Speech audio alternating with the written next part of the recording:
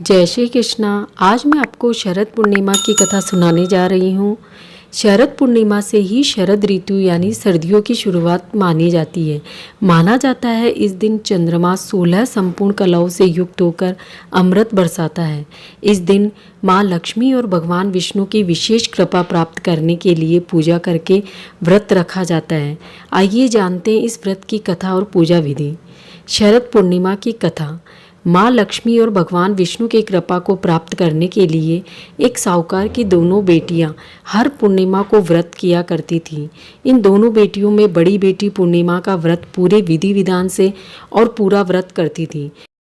वहीं छोटी बेटी व्रत को करती थी लेकिन नियमों को आडंबर मानकर उनकी अनदेखी करती थी। विवाह योग्य होने पर साहूकार ने अपनी दोनों बेटियों का विवाह कर दिया। बड़ी बेटी के घर समय पर स्वस्थ संतान का जन्म हुआ। संतान का जन्म छोटी बेटी के घर पर भी हुआ, लेकिन उसकी संतान पैदा होते ही दम तोड़ देती थी। 2-3 बार ऐसा होने पर उसने एक ब्राह्मण को बुलाकर अपनी व्यथा कही और धार्मिक उपाय पूछा। उसकी सारी बात सुनकर और कुछ प्रश्नों के पूछने के बाद ब्राह्मण ने उससे कहा कि तुम पूर्णिमा का अधूरा व्रत करती हो, इस कारण तुम्हारा व्रत फलित नहीं होता है। तुम्हें अधूरे व्रत का दोष लगता है। ब्राह्मण की बात सुनकर छोटी बेटी ने पूर्णिमा व्रत पूरे विधि विधान से करने का निर्णय लिया, लेकिन पूर्णिमा आने से पहले ही उसने एक बेटे को जन्म दिया। जन्म लेते समय ही बेटे की मृत्यु हो गई। इस पर उसने अपने बेटे के शव को एक पीढ़े पर रख दिया। ऊपर से एक कपड़ा इस तरह ढक दिया कि किसी को पता न चले। फिर उसने अपनी बड़ी बहन को बुलाया और बैठने के लिए कहा। जैसे ही बड़ी बहन ने उस पेड़े पर बैठने लगी तो उसके लहंगे की किनारी बच्चे को छू गई और वह जीवित होकर तुरंत रोने लगा। इस पर बड़ी बहन पहले तो डर गई, फिर छोटी बहन पर क्रोधित होकर उसे डांटने लगी। क्या तुम मुझ पर बच्चे की हत्या का दोष और कलंक लगाना चाहती हो? मेरे बेटे ही बच्चा मर जाता तो?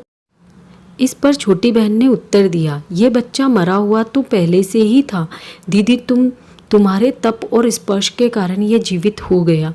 पूर्णिमा के दिन जो तुम व्रत और तप करती हो उसके कारण तुम दिव्य तेज से परिपूर्ण और पवित्र हो गई हो। अब मैं भी तुम्हारी ही तरह व्रत और पूजन करूंगी।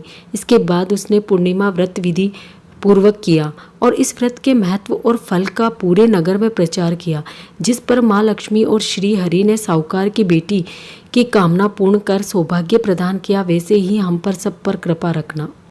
शरद पूर्णिमा व्रत विधि। पूर्णिमा के दिन सुबह इष्ट देव का पूजन करना चाहिए। इंद्र और महालक्ष्मी जी का पूजन करके घी के दीपक जलाकर उसकी गंध पुष्प आदि से पूजा करनी चाहिए।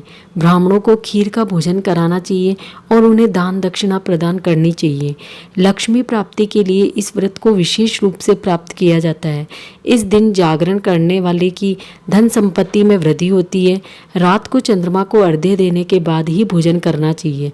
मंदिर में खीर आदि का दान करने का विधि विधान भी है। ऐसा माना जाता है कि इस दिन चांद की चांदनी से अमृत बरसता है।